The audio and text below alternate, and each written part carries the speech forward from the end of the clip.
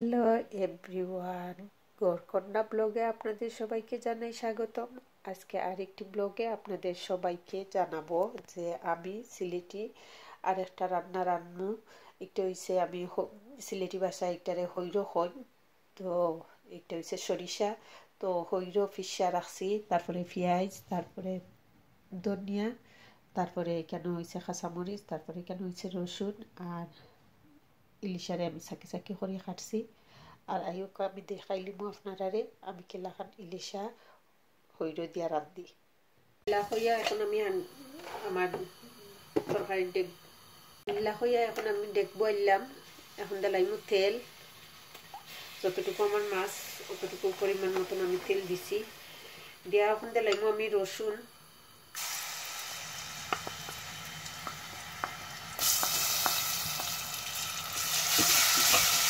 রসুনটা একটু লাল করে লাইমু। রসুন আমার ব্রাউন কালার হয়ে গেছে, এখন আমি দিলাইলাম পেঁয়াজ।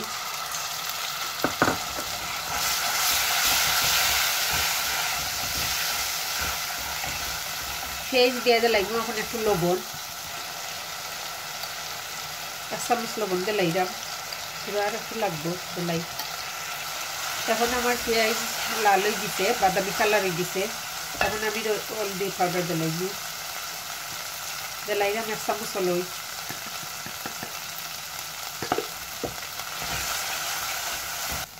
হলুদ দিয়ে একটু লাইরে চাইরা হলদির কালার বাড়াই গেছে। এখন আমি দিব মরিচ, মরচর পাউডার দিলাইলাম।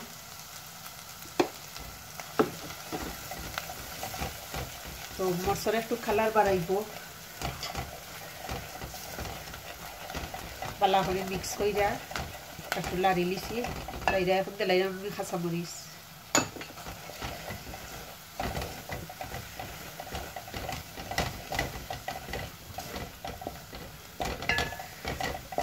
বাগারটা একটু ঠান্ডার লাগে আমি আর একটু পানি দিলাইলাম।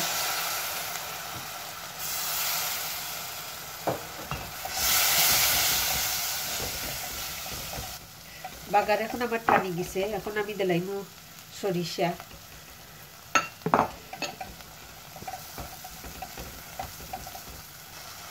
সরিষা দিয়ে আমি আর একটু পানি দিছি, সরিষাটা একটু জালোয়ার লাগে।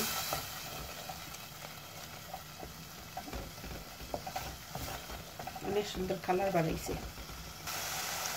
এখন আমি দিলাইমু ইলিশা এক পিস কইরা, একটু পানি জড়াইয়ে দিলাম।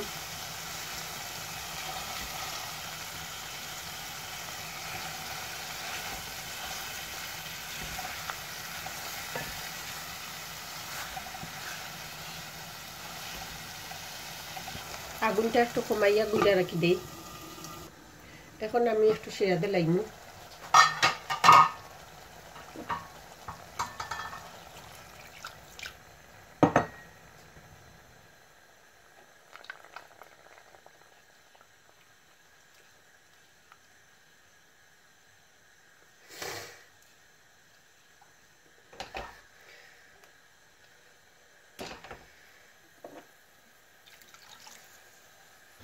শিরা দিয়ে আমি এখন গুঁড়া রাখি দিইমু, মাছটা জালোয়ার লাগে। তো ভালো একটু আইটা আইব যে সময় আমি ধনিয়া পাতা দিয়া আর লামাই দিব।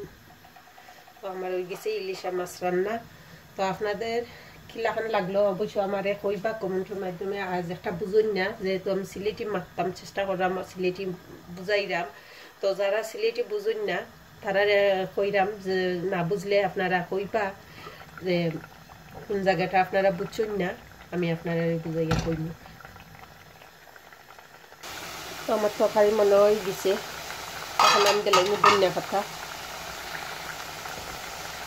খুব সুন্দর কালার বাড়াইছে, তেলটা উঠে হয়েছে। বেশিরভাগ সময় আমি ইলিশা কিন্তু সরিষার তেল দিয়ে রান্না করি। তো আজকে আমি সরিষা যেহেতু দিছি এর লাগিন আমি কিতা নাই সরিষার তেল দিছি না। আমি যে তেল কুকিং লাগিন খাই ওকেও দিছি। তো দিলাইলাম আমি ধনিয়া পাতা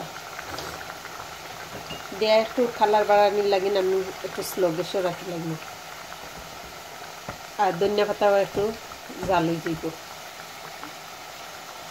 তো অনেকে আছেন ধনিয়া পাতা উপরে খালি ছিটাইয়া রাখি দেন, আমি চাই যে ধনিয়াটা জাল হইয়া গ্রানটা তরকারির ভিতরে যাক, তো আমি আর একটু জাল দিই।